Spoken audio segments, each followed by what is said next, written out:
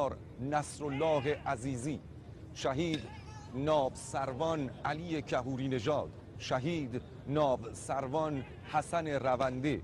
و شهید دریادار محمد ابراهیم همتی و شهید ناب سروان حمید قهرمانی و دهها شهید و صدها شهید سرفراز دیگر که در حراست و حفاظت و پاسداری از آبها و مرزهای دریایی کشور عزیزمان ایران عاشقانه بر قلب دشمن تاختند و این آرامش و امنیت را به همه ما هدیه دادند. یاد و خاطره همه شهیدان سرفراز را گرامی می‌داریم.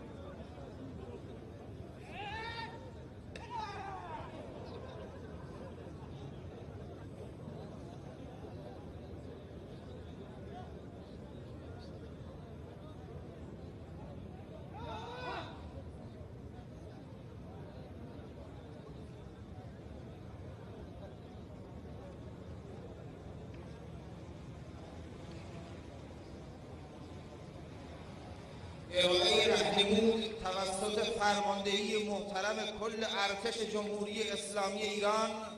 امیر سرلشکر صالحی